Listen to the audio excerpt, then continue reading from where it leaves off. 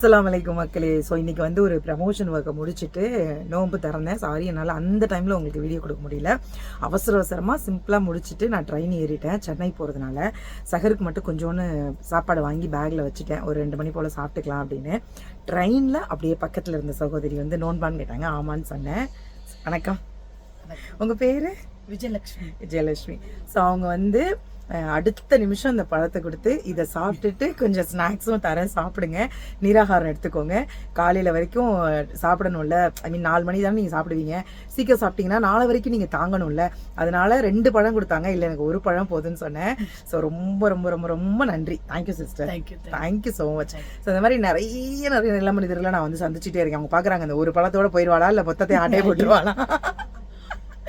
ரொம்ப நன்றி. ஸோ நான் இன்னைக்கு வந்து நோன்பு திறக்க என்னெல்லாம் சாப்பிட்டேங்கிறது சொல்லிட்டு ரொம்ப சிம்பிளாக ரொம்ப குட்டியாக ஃப்ரூட்ஸ் பேரிச்சம்பழம் இந்த பழம் முடிஞ்சிச்சு.